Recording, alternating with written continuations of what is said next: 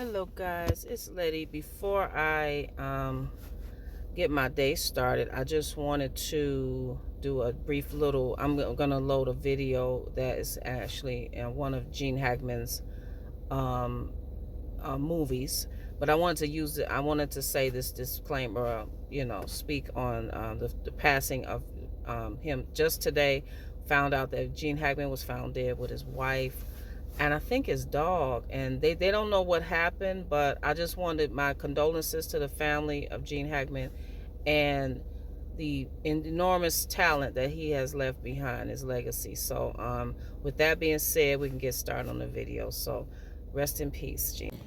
Hello, it's Letty. I got from our long lost video segment. Today we're going to be talking about Get Shorty. I'll put the poster here. This is a treasure. This is something I actually stumbled upon when I was on Tubi. And I was like, this is one of those movies that I've always really liked, and I've watched it many, many, many times. And it was just so nice to see it again. I haven't seen it in years, so I revisited it. So I thought I would do a review on it. So basically, this movie was directed by Barry Sonnenfeld. Let me get his name right. Barry Sonnenfeld. He is responsible for Men in Black, some of the best movies, the Men in Black series.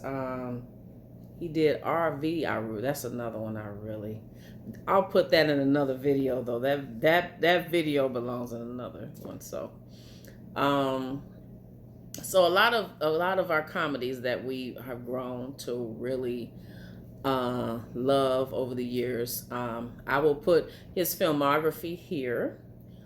You've definitely probably seen one of his movies. So this movie came out 1995, and it's based on a novel. I'll put the name of the novel. I never knew that it was based on a novel. So anyway, it stars let me get my okay.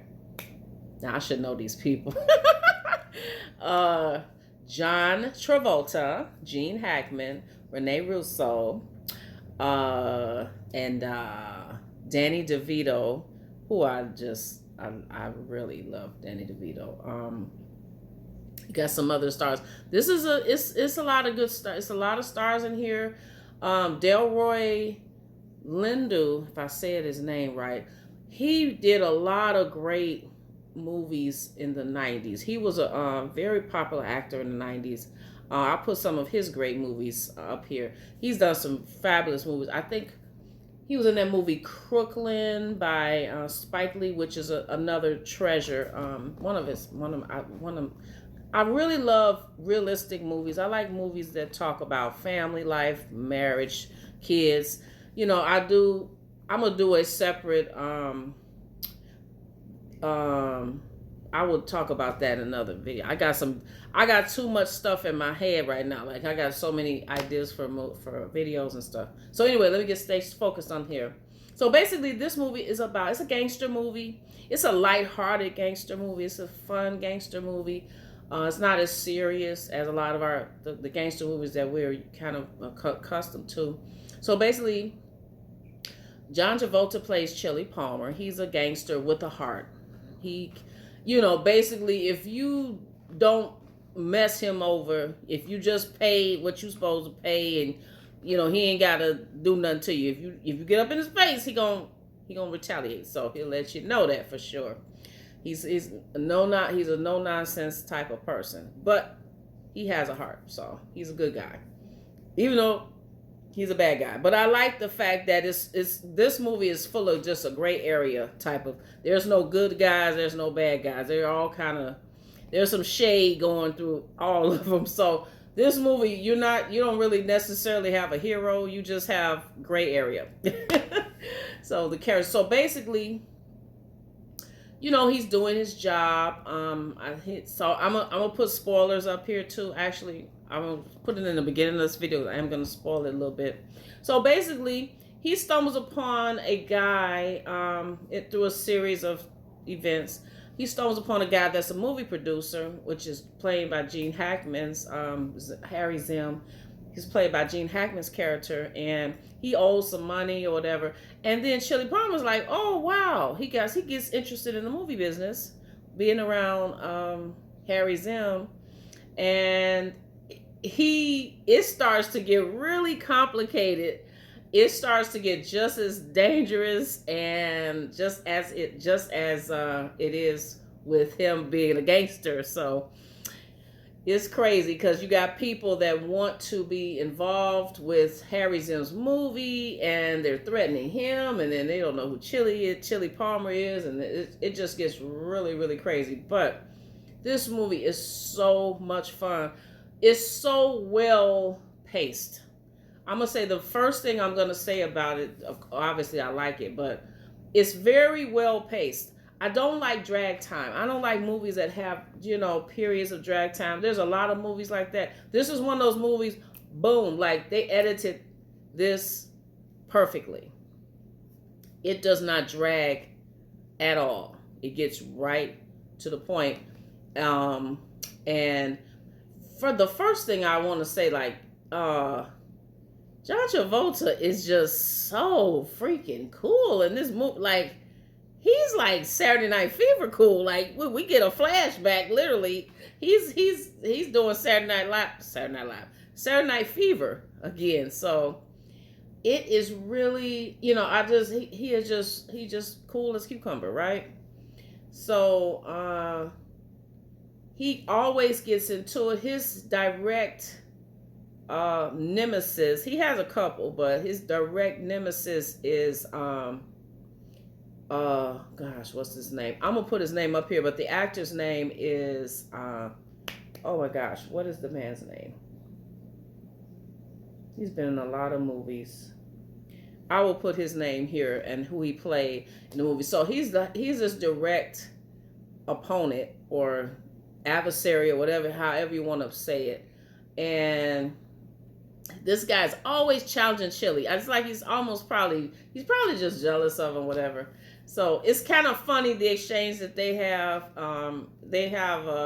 It's really funny the things that transpires, and there's just so much going. This movie is so full of great little side things. I mean, it's so many things. You got this money.